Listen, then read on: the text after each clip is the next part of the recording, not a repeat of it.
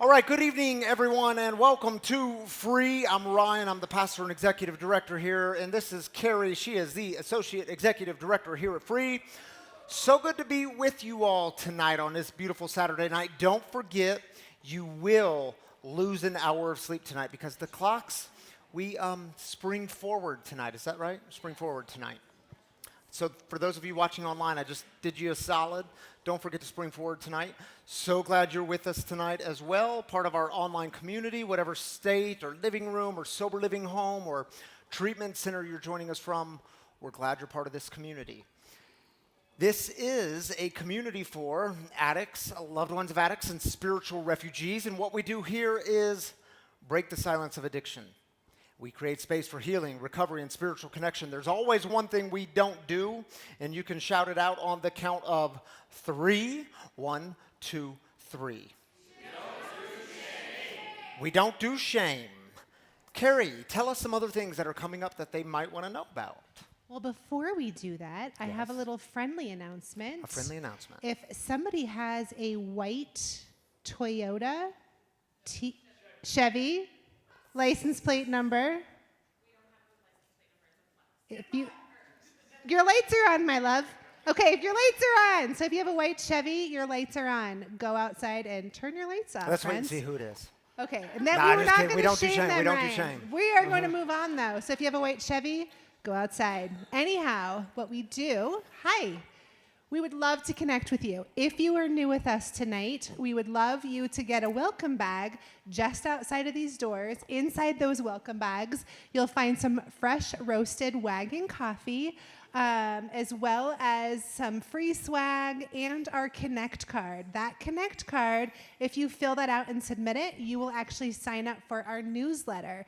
Well, you will find out all the different guest storytellers of the week, what Ryan's topic is going to be for the week, as well as any events we have coming up. It's just a great way to stay connected. So find a staff member or a volunteer after just outside these doors and make sure to connect with us.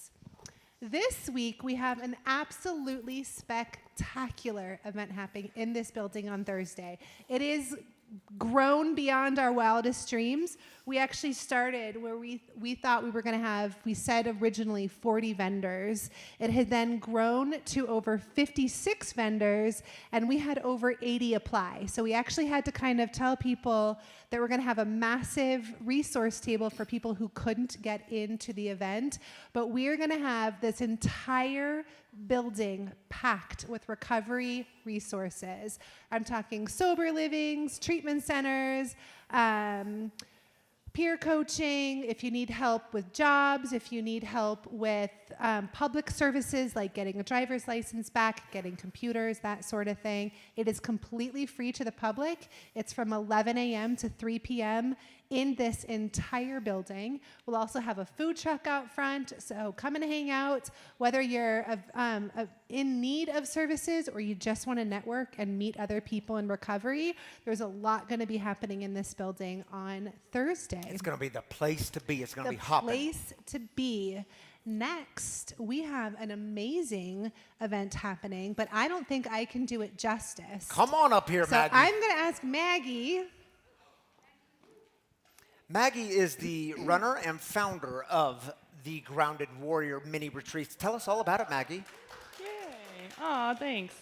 Hi. I'm Maggie. I teach the yoga classes here for connection and healing on Monday nights and Saturday mornings. And if you know me at all, I'm kind of geeking out all the time on finding like the perfect people that help me get out of my head a little bit, relax a little bit, get out of some anxiety, just feel good in my sobriety. And so we have been doing some holistic day retreats last year, and they've been going amazingly, I will say. And so our next one is the last Sunday of this month. And I have just found all of these amazing practitioners. Anne is going to be doing the art. If you know Kira, she's doing a full sound bath. She's also going to be bringing some stuff from her boutique, like crystals, different cards, different things that can just help you kind of facilitate some different healing. We have a really relaxing yoga. We're doing essential oils, kind of finding out different essential oils that can help with depression, anxiety. what else are we doing? Oh, we're doing the acupuncture, which is really good. I have a massage therapist who will be in the meditation room, so you have your own time with her.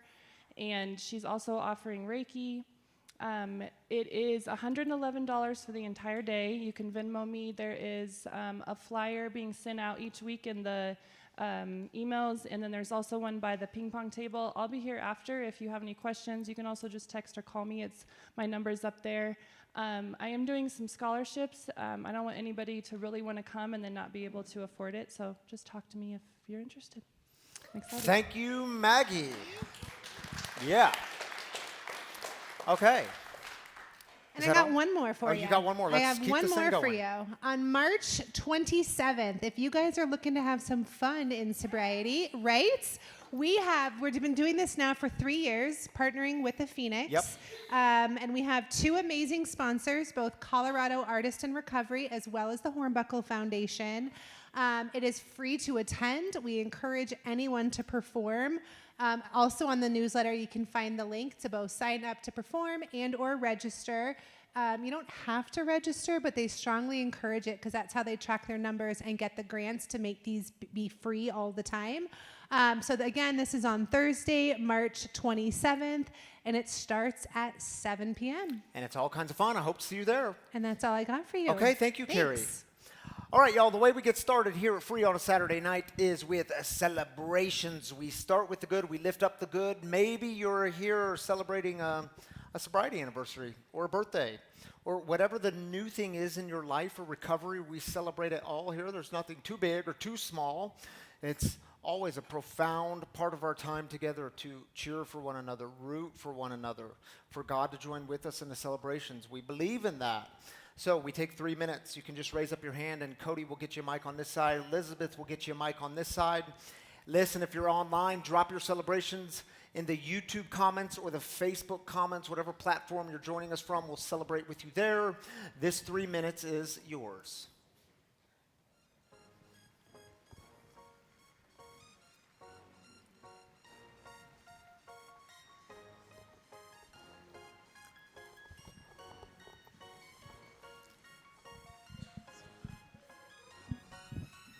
My name's Derek, and I just want to celebrate this past week. We signed on a house to open another sober living for the Akron House. And we'll have another one hopefully in May so we can help more men and women find their path in recovery. All right, way to go, Derek and Sober Living Akron House. Congratulations. I'm Carly, and I'm celebrating 61 days of sobriety. Yesterday was my 60 days. All right, happy 61 days. Congratulations.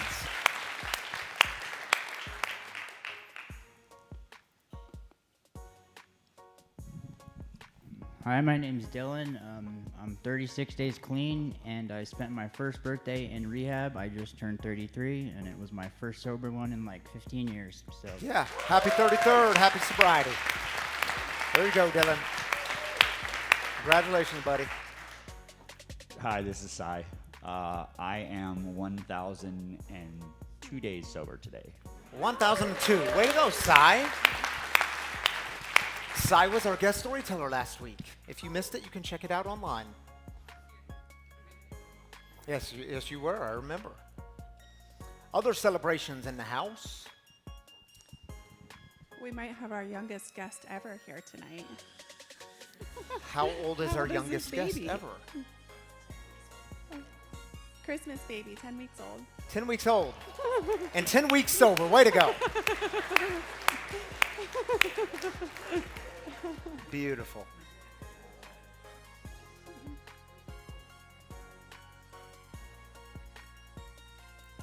Look at us. We're trying to act all quiet tonight.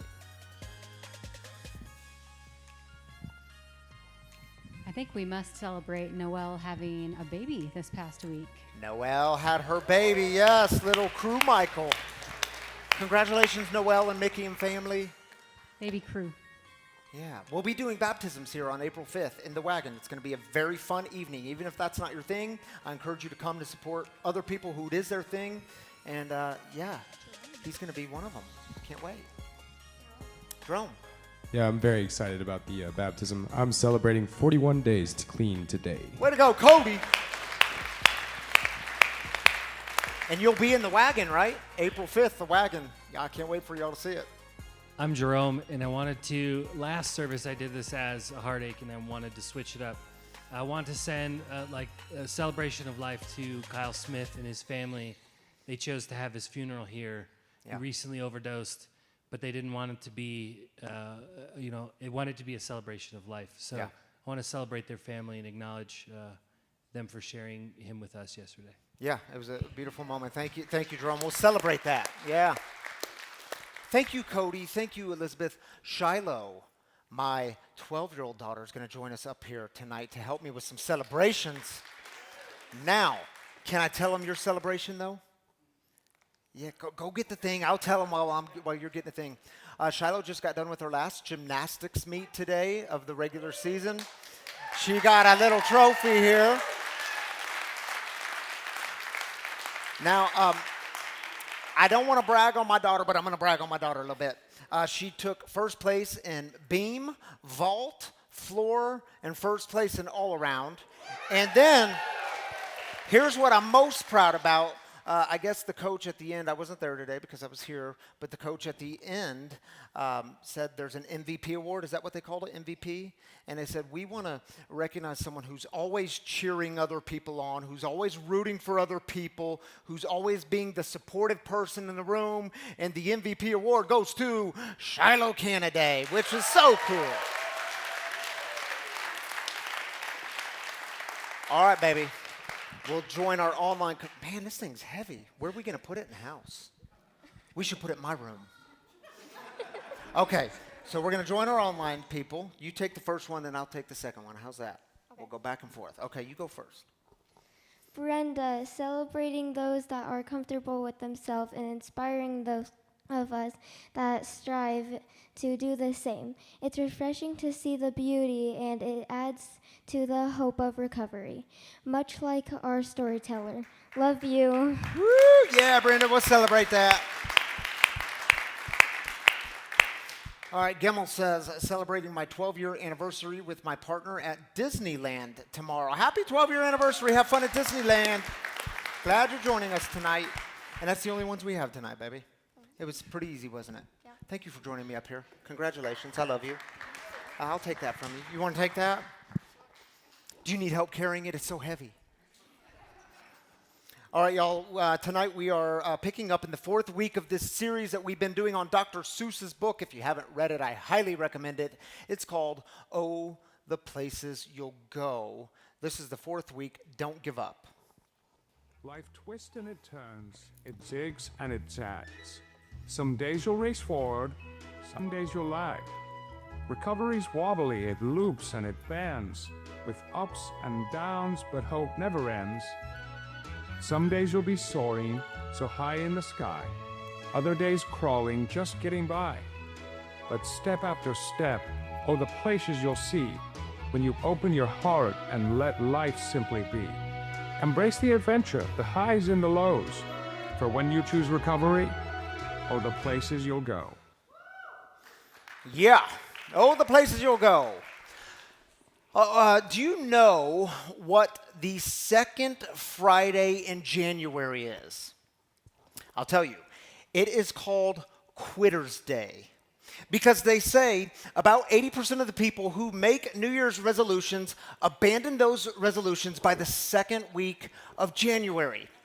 This year, the second Friday in January was January 10th. So congratulations to those of you that made it a whopping 10 days in those resolutions. Congratulations to the 20% of you who perhaps kept going. Now, research also tells us that 43% of the people who make a New Year's resolution do so with the expectation of giving up by the end of February. Y'all know what that means. That means 43% of us are capable of setting goals, but we do so with the expectation of giving up within approximately 8 weeks. Fascinating, isn't it? Inc. magazine. Anyone read Inc. magazine? Yeah, it's a magazine for entrepreneurs, and it's focused on entrepreneurship. and they did a lot of research on why people give up on their goals too early.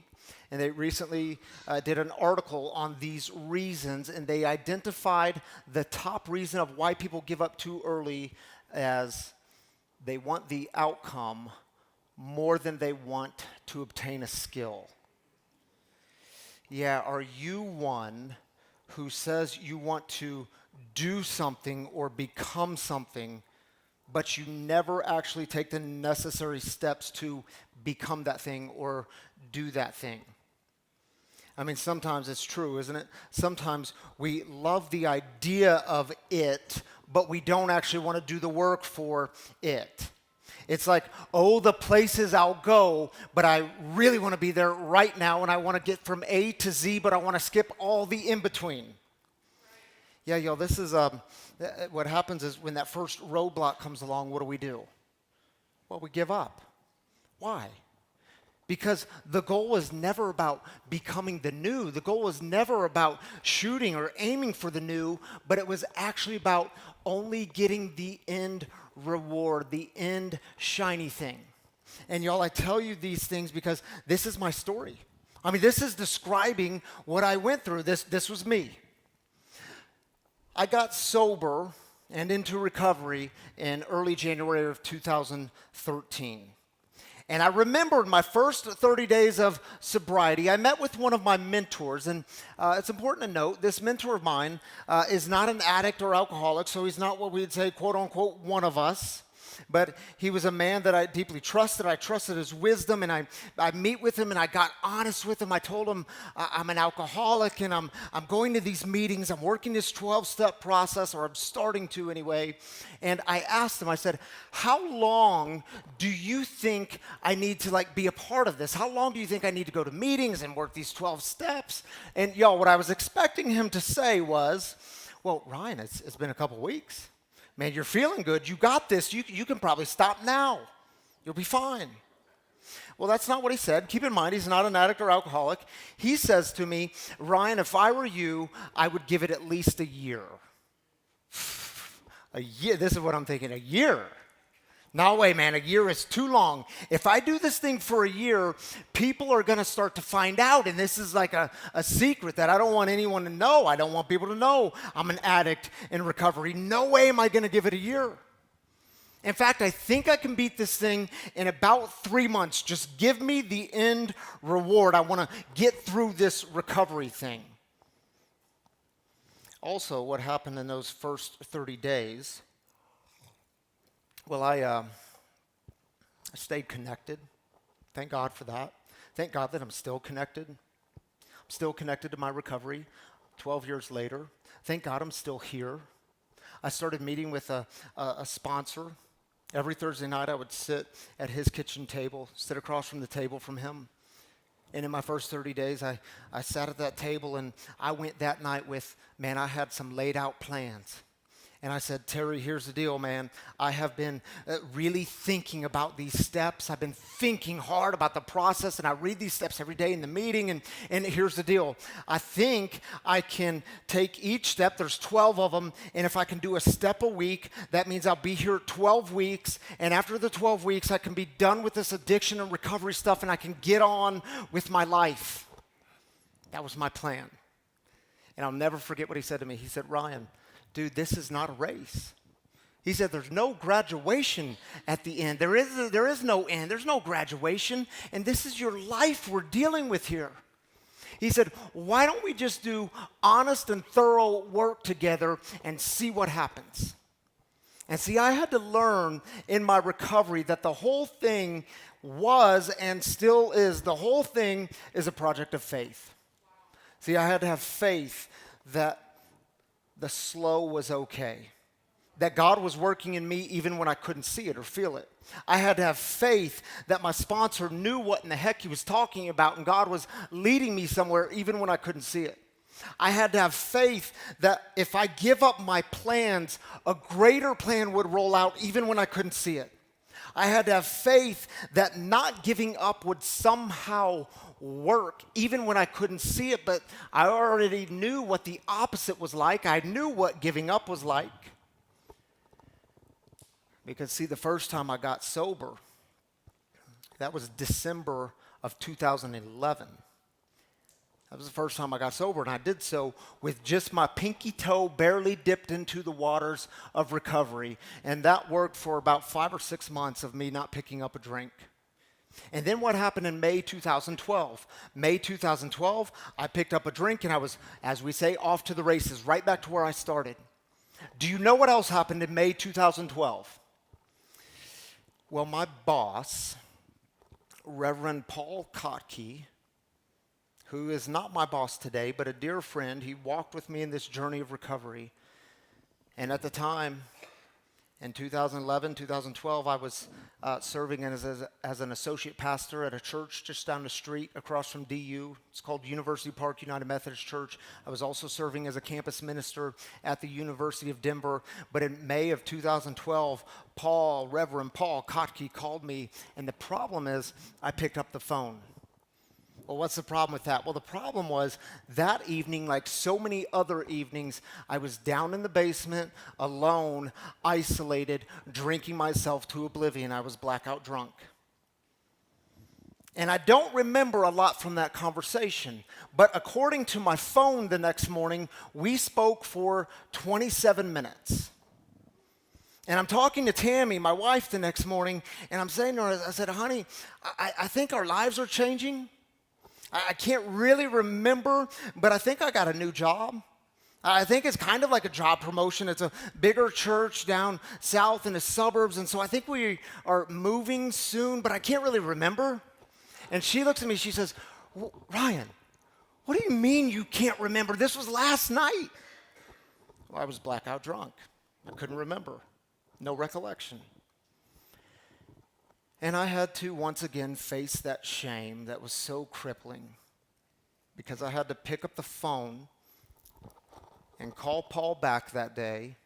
And y'all know the lies we make up, right? I mean, we make up all kinds of lies when we got to make that phone call. And I said, Paul, you know, the thing is, I was so excited last night, overwhelmed with joy. Paul, could you tell me what my life is going to be like? And y'all, is it true? When you are having to ask other people what your life is going to be like, you've hit a new bottom in your addiction.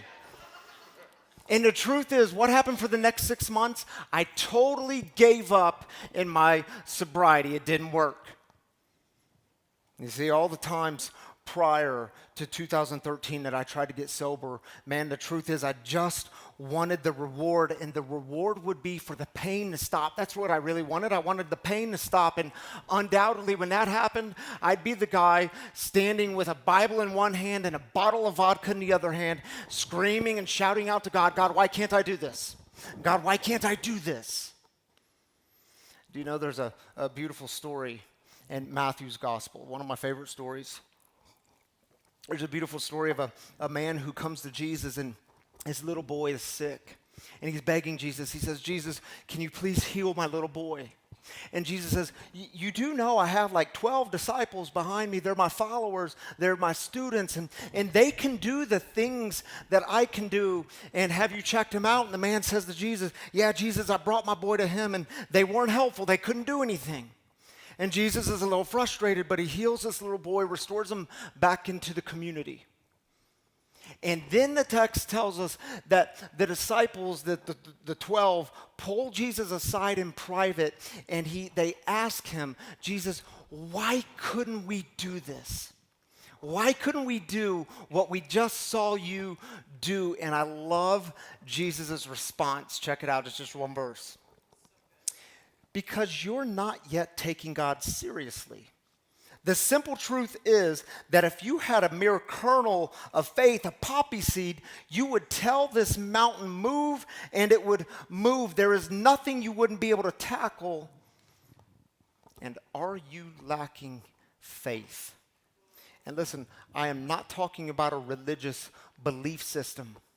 I'm talking about faith in a power greater than you. Faith that things can actually be different. Faith that healing is possible. And not only is that possible, but then you can go on in the world and be a part of the healing work of the lives of others. See, when I lack faith, I don't take God seriously. When I lack faith, I don't trust in the process. When I lack faith, I don't put in the work, because the truth is, I just want quick and easy answers, and I want quick fixes. And then when I get there, I'm going to be the guy standing with a Bible in one hand and a bottle of vodka in the other hand, screaming out to God, God, why can't I do this? God, why can't I do this? And my brothers and sisters, tonight, wherever you are in the journey, I want to encourage you, don't give up. Don't give up. Your life depends on it. And if you want to be the one who keeps going, in my experience, you will have to do these two things. And the first one is, you will have to be able to look back.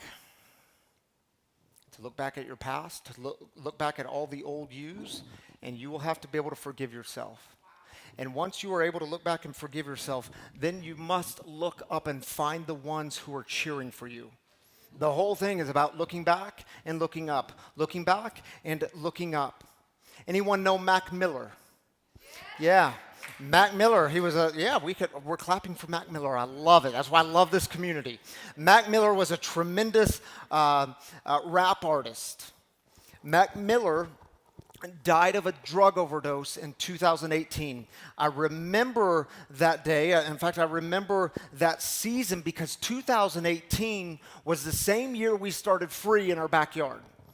2018, that year I did 6 funerals that were drug and alcohol related. 5 of the 6 people were under the age of 35. It was like a season where I had this hyper awareness of the deadly consequences of addiction. Now, Mac Miller is also the one who said the number one reason why people give up so fast is because they tend to look at how far they still have to go instead of how far they've gotten.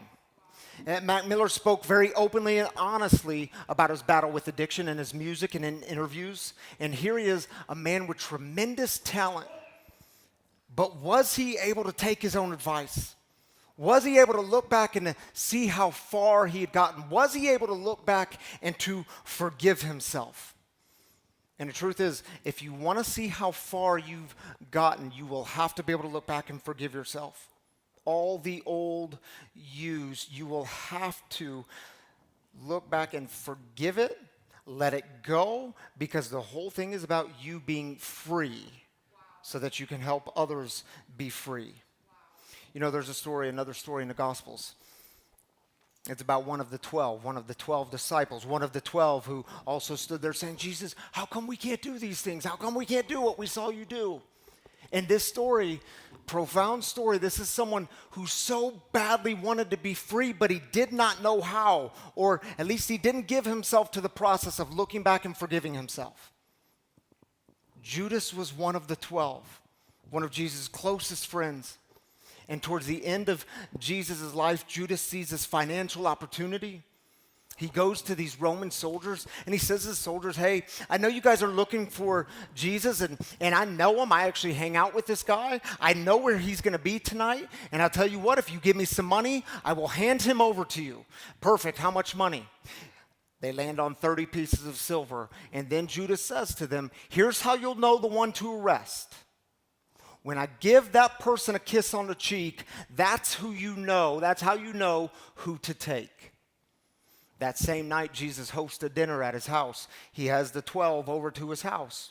They're eating dinner, but here's how the dinner starts. He washes all of their feet, including Judas, which tells us something, doesn't it? After the dinner was over, Jesus goes to this place called Gethsemane, and he starts to pray. As he's praying, Judas walks in the scene. He's got some Roman soldiers behind him. Judas walks up to Jesus, gives him a kiss on the cheek, and then Jesus is arrested and taken where he's prepared for death on a Roman execution stake called a cross. And Judas, man, he sees what's happening. And who knows what he thought? Judas could have thought, man, if I take the money, Jesus is going to kick some Roman butt, and it's going to be all fine, and no one's going to get hurt. But that's not what happens. Judas even goes to the soldiers and says, guys, I got it wrong. I got it totally wrong. Is there any way we can reverse this thing? I am betraying innocent blood. And the soldiers look at him and say, what is that to us? That's your responsibility. So Judas threw the money into the temple and left. Then he went and hanged himself. You see, not forgiving yourself, it is a deadly dilemma. It has consequences. Judas felt bad. He even admitted he was wrong. But he wasn't willing to work through the shame caused by his own actions. He just wanted the pain to end. And I can relate to that. And I wonder if one of his comrades just grabbed him by the shoulders and shook him and said, dude, yes, I know you've made mistakes. And these mistakes have consequences, but do you see how far you've come? Yes, I know all that happened, but do you see how far you've come? And man, you can't give up. Don't give up. And listen, I know we live in the midst of what's called cancel culture, and you did something 19 years ago. You said something or you did something, and there is no forgiveness for you. You are canceled out, and you're bad, you're wrong, you're damaged, and there's no redemption for you. And y'all, it'll never make sense to many of us in recovery. Because the truth is, we intimately know first and second, third and fourth and 20th chances. We have encountered the God of redemption. But the truth is, maybe you've been canceling yourself because of something you did in the past. And I want you to know God does not cancel you. God does not cancel you for your past. You are forgiven. And after Judas betrayed Jesus with a kiss, and here Jesus is on this Roman execution stake, dying a death of agony. And the crowds are shouting, crucify him, crucify him. Jesus starts pleading to God for, I believe, the entire world, but especially for Judas, especially for you, especially for me. Father, forgive them, for they don't know what they're doing. An act of addiction you didn't know. Man, those things that you did, the awful things you said, the harm that you caused, you didn't know. I mean, you were just trying to survive, and addiction came along and hijacked your brain, but now you've tasted recovery. Now you know. You didn't know, but now you know. And you know one of the greatest gifts we are given in recovery, one of the greatest things we can experience is the ability, the chances to clean up the wreckage of our past. So clean it up. Face it. Do the work and look at how far you've come. Look back at all the old yous and then forgive yourself. And I don't mean the kind of cheap forgiveness that says, well, I mean, none of that really matters. Oh, it didn't hurt. My actions didn't hurt anybody. It only affected myself. That's a bunch of BS. You know, the things that we do in active addiction, we can hurt people. It impacts people. I'm talking about the kind of forgiveness where you are able to look back at your past and do this amazing thing. In the Greek, it's called aphiemi, release, where you're able to let it all go to where it no longer has power and control over you today. And see, once you are able to look back and forgive yourself, now it's time to look up. And find those people who are standing with you. Find the ones who are cheering you on. And notice what happens when you look up. When you look up, it has a way of opening yourself up. Phil Knight. Phil Knight's the founder of Nike. Phil Knight was leading a conference with a room full of people, and he opened the conference this way. He said, I want you to stand up. Everyone in the room stand up if you have ever run for exercise. And then he says, I want you to stay standing if you run at least one day a week. Many people are still standing, some sit down. He says, I'll tell you what, I want you to stay standing. If you run at least 2 days a week for exercise, stay standing. And many people sit down, but there's some who are left standing. Then he says, if you run at least 3 days a week, No matter the conditions, if it's raining or sleeting or snowing, if it's cold, if it's dark, would you just stay standing if you run 3 days a week, no matter what? And a few are left standing. And then Phil Knight looks at them and says, when you're out there next time before the sun and it's cold and it's dark and you're all alone, I want you to know we're the ones under the lamppost cheering you on. That's how he described Nike. And in an instant, everyone understood what just do it means. It has nothing to do with winning, but it has everything to do with starting and trying. In fact, Nike at its best does not celebrate those who win, but they celebrate those who keep going, those who do not give up. So I would ask you, who are the ones under the lamppost who are cheering you on? And they might come from unexpected places. You might not even know these people yet, but I promise you they're out there, but you do got to look up. And when you look up, see, when you're on all that shame, you're like this, but when you look up, it has a way of opening yourself up. And I'll close with this. Some of you know that I stayed absolutely silent in my recovery for the first 3 years. Very few people knew. I didn't tell many people. I didn't want people to know. There was too much shame and fear associated with people finding out. 3 years in 2016, I decided to go public with my story of recovery, addiction and recovery, and I did so from the pulpit of the church where I was serving at all 3 worship services on that Sunday morning. And do you know that that sermon made it onto YouTube later that day, and there was a lady down in Texas who watched it. I didn't know this lady from Adam. Never met her. She took the time to write an email to me, and I was reading this email the following morning, and it was like the kindest words you could imagine. She shared with me her story. It was like 6 paragraphs long.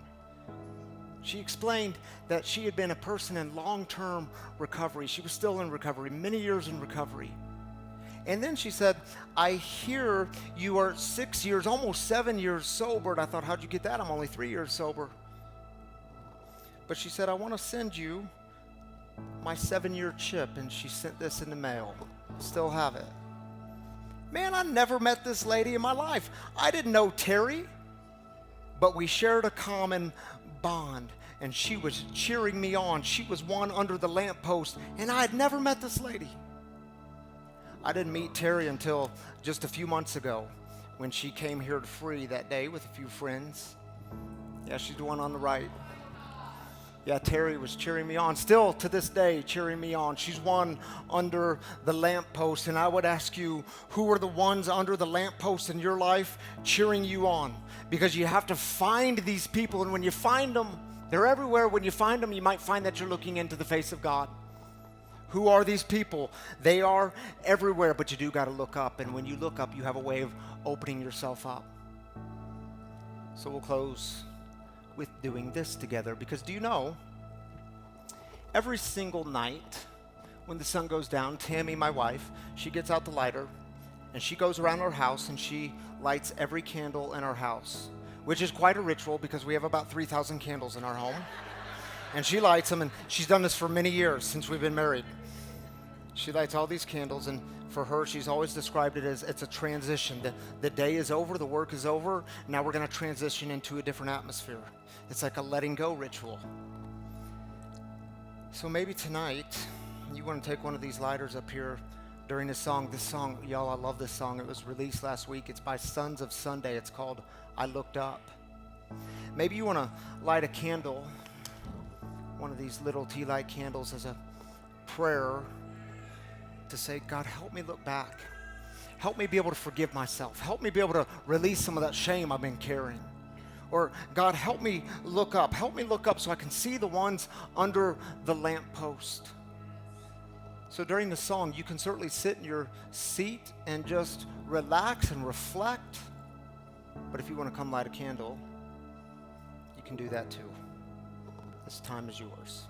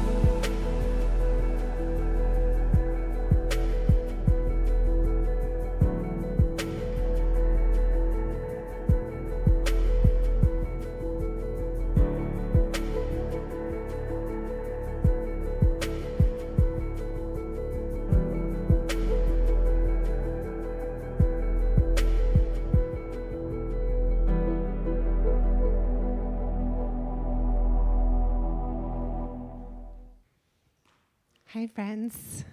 You might want to take a breath. That was like a nice melodic, soothed little song. You might want to strap your seatbelts on because we're about to turn the energy up just a tad. So it's going to be fun, though. Bear with me. So if you are new with us, you should know that every week we invite a community member up into our living room to share their story, always around the topic at hand. This week, we're going to talk about some self-forgiveness, some self-love, and surrounding yourself with those people standing underneath the light posts. This Thursday, when we have our recovery resource fair, we have the most energetic, the most connected, the most loving, the most just engaged human being on our team helping us put this together, along with Chef, who's also sitting here tonight. But our guest storyteller is a privilege to get to know. So please, please, please take a deep breath and welcome Vanessa up to the stage.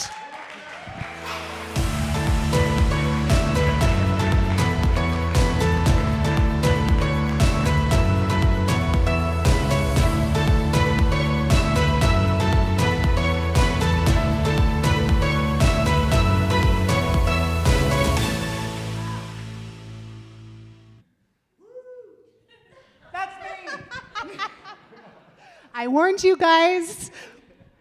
Hi again, friends. Well, hello, beautiful. It is so nice to be on this fancy couch in this beautiful living room. Is that a pineapple?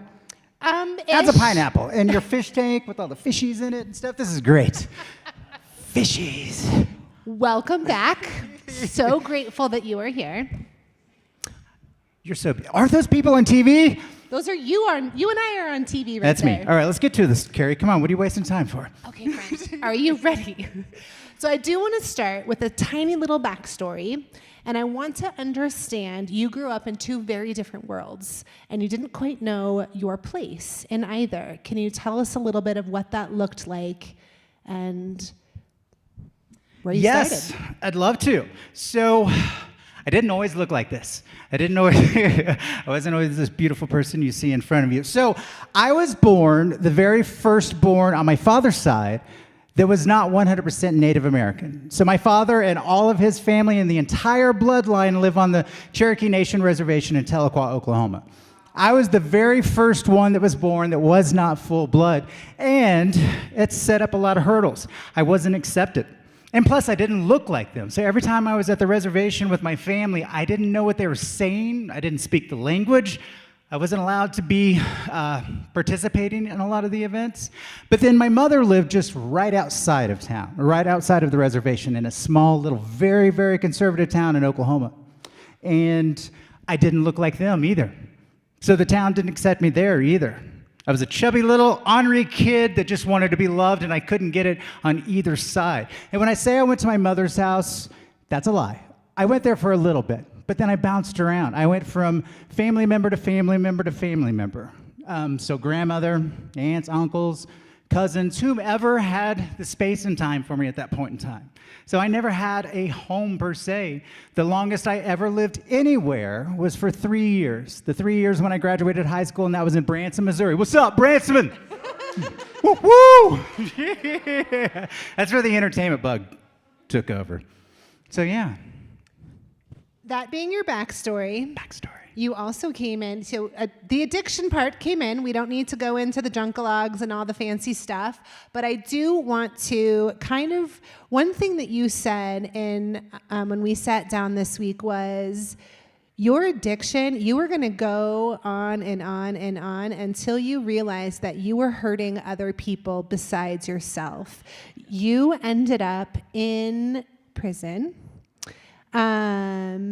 And that is when you knew that the forgiveness piece had to come in because you weren't just hurting yourself. Can you tell us when your first introduction to self-forgiveness or when you realized that you had to start that journey? I would love to. So yes, for 4 years of my life, I was not known as Vanessa. I definitely didn't look like this. I didn't start the transition for Vanessa until last year. So I'm a little over a year old. Woo, woo. So 4 years I spent my time in the Department of Corrections. I was known as 180957. Those 4 years that I spent in there were well deserved. I needed to be in there. I actually begged the judge to give me a more strict sentence than what he did because my active addiction, I was out of control. I honestly thought that I had lost my mind. I thought that I had gone crazy, and I begged for them to keep me locked up because I was afraid I was going to continue to hurt people. So before I go into this story, I just want to say that, I sit here in front of you as a very proud transgender woman who is active. And when I say I'm active, I am super active in my long-term sustained recovery, meaning I go out there and I do it. I live it. I work it. I'm in it. And I'm very energetic, in case you didn't know. But I'm passionate about it, but it wasn't an easy journey. I had to start inside first. So when I went to the Department of Corrections, it was on August 20th, 2017 is whenever I went into custody. And on August 21st, 2017 is when my 3 beautiful daughters and all of their loved ones, my brother, my mother, my father, all of their loved ones, and the victims of my crime and all of their loved ones started their recovery journey. And I didn't say from substances, but they're starting their recovery journey from something that I caused a life-changing event to them. So their recovery journey needs to be celebrated just as much as mine from substances. Right? Let's hear. Why are you so quiet? Get loud. Come on. Jeez. Yeah. While I was in the Department of Corrections, a couple years in, I got notification from some family, my family.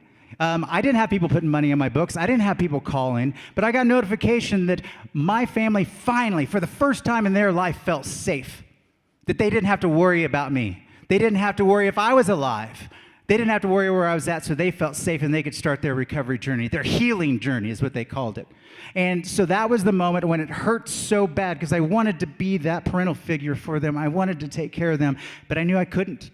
I couldn't even walk outside of my cell, much less leave that facility. So I had to start focusing on something else, a complete change. And that's when I started to work on something. There was a pivotal moment I'm happy to share when it happened, if you'd like. I would love you to, but I also want to say, because you did not have a side, you did not have either side, right? Is that the story that you're talking about? Mm-hmm. Yes. So again, scratching that surface, scratching that wound of your childhood, you had a very similar situation happen to you in prison. You didn't have a side. Tell us what happened. Yeah, so to set the story on this, like I was saying, I always wanted acceptance. And I'm sure a lot of us in here can relate that in our active addiction and our active use, we wanted to feel loved and connected. We wanted to be a part of something. For a long time, I identified as a musician, and I did fairly well. I toured all over and stuff, but that's because I wanted to fit in. Now I play music for myself. But while I was in there, when I was in the Department of Corrections, it was the first time in my life that I didn't want to fit in. I didn't want to belong. And I started to work on myself. Yoga and meditation was the first thing that started my recovery journey. It made me start getting rid of my ego. Yeah, I heard that. I love that. If it wasn't for yoga and meditation, I wouldn't be sitting here in front of you. So there was a point in time in there that I started to work on myself. As somebody with this color skin, whenever you walk in, your paperwork gets checked right off the bat. They want to know about you. And my charge was, it wasn't a friendly one. So they kind of liked that. And they wanted you to be a part of their, let's call them a social club, or riding in their car. They wanted you to be a part of their group, depending on what you look like, where your culture, what you look like, where you came from. Especially your skin color. And there was a point in time to where something happened in the chow hall. Something happened to where they were dropping the canisters from up above. If anybody's been inside, you know what that means. We were getting sprayed, and things were happening to where people wanted us to join their party, if you will. The people who looked like me, not transgender, because I wasn't transgender, then nobody looks like this. But the people who share the same skin color were adamant and yelling at me to be a part of this and join them. And an old-timer grabbed me. An old-timer grabbed a hold of me, grabbed me by the arm and stopped me as all this is going on. And he says, no, nobody in here cares about you. They don't care about you. They don't care what's going on. The only thing that matters is your number. And he tapped me on my chest. And he said, you need to do your number. That's the only thing that matters. And it stuck with me. It resonated with me. I still talk about that every single day, because if you're not doing your number, if I'm not doing what's best for me inside here, then how in the heck can I help somebody else? I almost cussed. Did you see that? I almost did it. How am I supposed to help anyone else if I can't help myself? So good, right? So good. Which is amazing. And I wish you could say that all of a sudden you were like a one and done, and kind of like what Ryan was saying, that like, oh, now that I love myself and now that I choose myself, that like it's just done. But you still, to this day, have to not give up, and you still work on this every single day. What does it look like today to not give up on yourself? Oh my gosh, it's easy to want to give up. And even though I've got some years of active and sustained recovery underneath my belt, I'm not immune to anything. I might not be using substances, but I still struggle with mental health struggles. I still struggle with the recovery process of hiding Vanessa for 47 years from the existence. I struggle from overeating donuts. You guys know I love donuts so freaking much. My recovery journey wouldn't have started if I wouldn't have looked inside and began to forgive myself. And I say began because it didn't happen overnight. I wouldn't even look in the mirror. And inside, they're not really mirrors. They're just like that metal thing with a bunch of scratches on it and stuff. But I couldn't even look at myself in the mirror because I didn't like what was inside. The childhood that I briefly talked about wanting to fit in, those very conservative family members were very, very vocal. Every time I went to a different family member and I just wanted to be loved and held, they would be very vocal about their dislike for the LGBTQ plus community. And I grew up in very rural Oklahoma, dirt roads and stuff. I couldn't be myself, and I thought that they were saying evil things about me as they were saying this. And so inside, when I started my recovery journey and looking inwards, I had to start that long process of forgiveness. And it took a long, long time. And I instantly wanted to say I forgave myself, and kind of like rushing through those steps, like I forgive myself, just to kind of convince myself and the others around me. But that's not true. It took a long time. And still, I make mistakes. I eat too many donuts. I spend too much money on shoes. And I have to forgive myself. And I have to forgive others, truly forgive others. Recently, I was the victim of something that happened, and I had to forgive them before I could come outside and show my face again. Even though they hurt me, I love them, and I forgive them for what they did. If not, then I can't move on. And I have to do that for myself, right? I want to say something. Hi, Brenda. Hi, Brenda. I love you. She's the one that says, yeah, online. She's watching. I had to say something. I know we're just about out of time, and I could sit here and talk to you for hours. But in closing, well, first I want to say, how do people get a hold of you? And tell us how they find you. It's easy to find me because, look, you can't miss me. I'm beautiful, I'm shiny, I sparkle all over the place. I'm the Director of Community Connections at Advocates for Recovery Colorado, one of the partner organizations for the Recovery Community Fair that's happening this Thursday from 11 to 3. Our organization also hosts the Rally for Recovery in September downtown every year. I was the MC. If you missed it, be there again this year. I'm also on the board of directors for Colorado Artists in Recovery. I'm around. You'll see me here all the time. I'm in the community because, again, if I'm not active, which means doing something, being involved, if I'm not active, then I'm not taking care of myself, and my recovery starts to fail. So just look around. You'll see me. I absolutely love you so much. Thank you so much for being here tonight. But before we close, I want to the person who is still out there who holds that belief of, if you really knew me, you would know that I can't love myself. Or if you really knew, this excuse, my mom, my dad, whoever it is, doesn't love me, so how can I love myself? How do you help that person make that first step and, kind of like Ryan said, lift their head up and open their heart one more time and find their people? Oh my goodness. So working in the industry for a long time, I worked in the treatment industry before I came over to the nonprofit world. And the thing that helped me along the way was just to listen to connect with people. I hear people in the industry say all the time, I know what you're going through, and that's a bunch of BS. I almost cussed twice.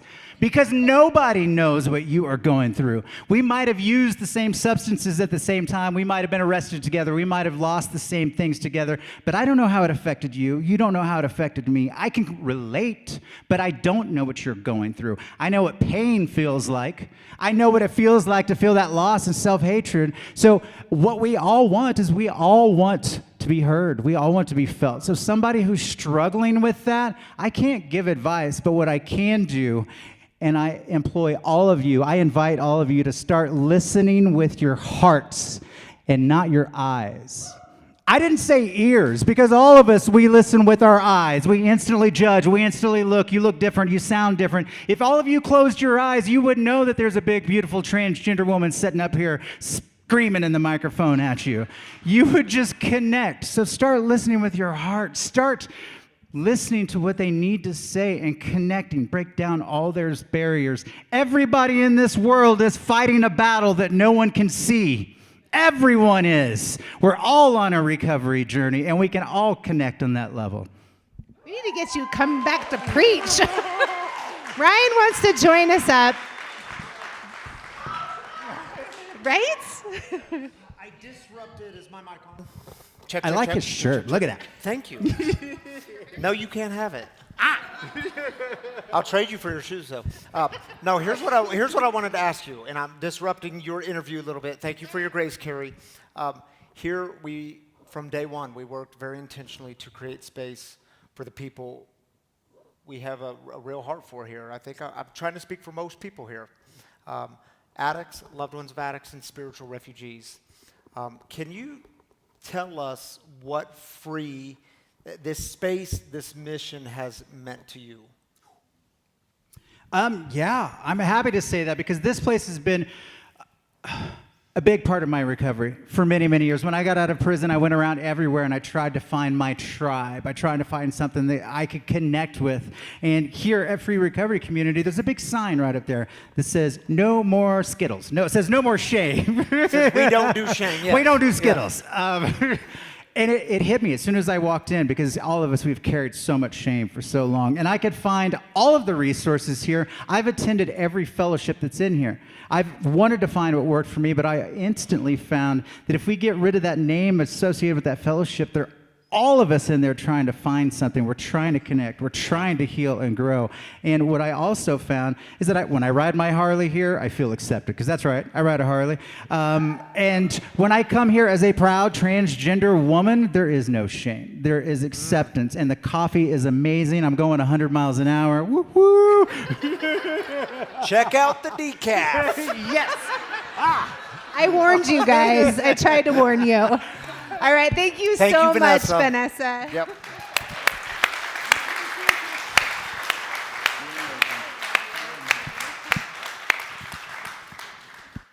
Thanks for being here. All right, y'all. Thank you, Vanessa. Thank you, Carrie. Thank you for letting me just barge in the living room like it was nothing.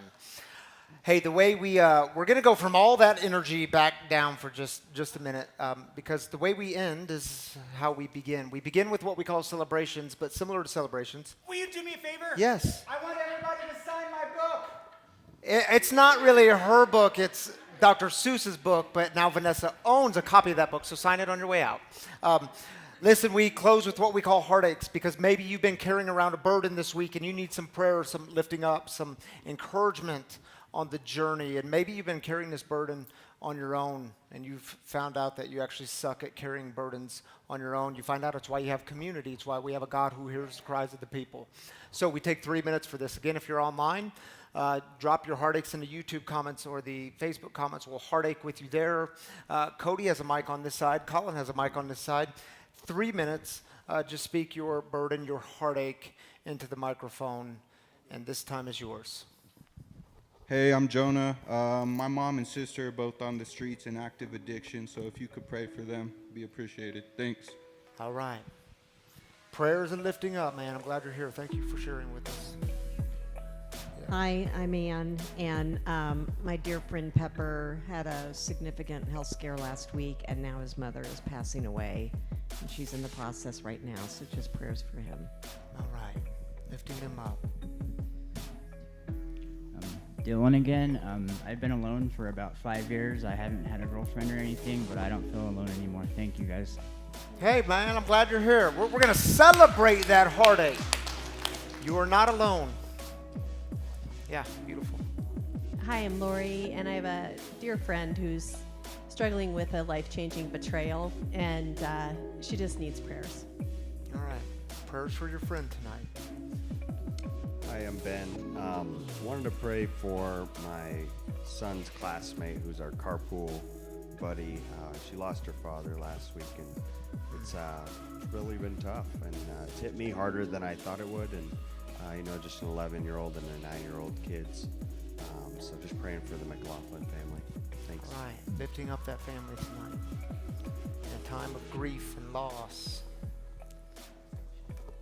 Evening, all. I'm John. Last night I was with my dad as he took his last breath on this earth and passed to the next one. So just prayers for my family and community as we mourn. John, I'm glad you're here, man. Prayers for you and the fam. Hi, my name's Jeffrey, and pillar of the CA community, Hugh McMillan, passed away this week and was a dear friend of my father, 35 years, and affected thousands of people, and just wanted to pray for his family and kind of celebrate his impact on a lot of people. Prayers for them and all who loved him. I'm asking for prayers for a family friend, Shamar. After many, many, many years of alcoholism and drug abuse, he's thinking about going to treatment. So All prayers, right. and hopefully he'll go to treatment. Prayers for him that he makes good decisions. Yeah.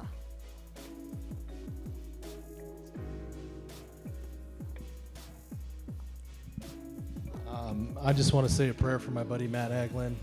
He's in a whole different country, and he's really struggling. He's isolated, and it's really hard as his best friend not to be able to be with him, but he needs a lot of prayers right now. All right. Lifting you up, Matt. Prayers for you, buddy. Hi, my name is Andreas. I just want to pray for my sober living home, that God may put the shoulder armor on them and give them the courage. All right. Andreas, where are you? I can't. In the back there. Okay. Thank you for sharing that with us. Prayers, man. Can we have one more? Got one more. Yes, my name's Jason. I'm in sober living right now. My roommate for a little while just left yesterday and not under good circumstances. He's probably outside in the street right now, so if we can send some prayers and good thoughts out for him, that he makes his way back in. Lifting up your roommate, man. Do we have one more? We got one more. All right. Hi, my name is Wendy, and I would just like to pray for the program that I'm in. It's called Rise. And I also would like prayer for my son who is incarcerated, that he's shown favor when he goes up for his appeal, please. All right. Prayers for your son. Thank you for sharing that with us. Thank you, Colin and Cody. Tammy, are you joining me up here tonight? Or is Colin joining me up here? Colin, come on up here, dude. Didn't you join me last week? You did join me last week in Tammy's absence. You're like the new Tammy. She looks a lot better than you, though. I'll be honest with you. Not gonna lie. All right. Let's join with our online people. Let's see what you want to take the first one? Sure. All right. Jessica. Hey, I am Jessica. I'm having a hard time with personal issues right now. I need prayers for guidance and forgiveness. All right, Jessica. Prayers for you in this difficult journey. Many people have been there, lifting you up. Stephen says, please pray for my sister-in-law, Mary, who has been diagnosed with cancer, surgery on March 20th, and she can benefit from any and all prayers. Thank you. Lifting up your sister-in-law, Mary. Stephen, glad you're with us tonight. Prayers for her, prayers for you, prayers for the family. Yeah, thank you, Colin, for being up here with me tonight. Well, listen, y'all, if you've been impacted by the mission of breaking the silence of addiction, if you call this place home, if this is your tribe, your community, your people, your whatever you call us here, well, you should know that we do rely upon your generous giving. People ask all the time, how are you funded? The truth is we're funded by you, the people. So when I say thank you and that we're grateful for your giving, we truly are grateful. It makes a big difference. There's a few different ways you can give. If you would like to give tonight, you can download the app, Free Recovery Community. All of our content is on the app, messages, guest storytellers. There's a giving button. You could give one time or weekly, monthly, however you want to do it. You could do the same thing on the website, freerecoverycommunity.com. And there are the giving kiosks for you cash and check type people. If you want to give that way, there's a giving box just beside these doors. It cleverly says giving on it, and there's another giving box just outside of these doors. And I should say to you online people, I know you give and you consider us your community. We are your community. We're grateful for that. Thank you for participating. It truly makes a difference here. Shall we go out with a prayer? I think we should. I would invite you to just open up the hands. There's no magic in open hands, but it is a simple sign of openness. Yeah, when you open your hands, it has a way of opening you up, doesn't it? For the God who is moving in us and through us and all around us. And maybe your prayer is very simple tonight. God, help me look back so that I can let go to truly be free. God, help me look up to see those standing in the light with me. If you don't know the Serenity Prayer, it's on your screen. We'll pray it together. It goes like this. God, grant me the serenity to accept the things I cannot change, the courage to change the things I can, and the wisdom to know the difference. Amen. Grace and peace to you. See you next time.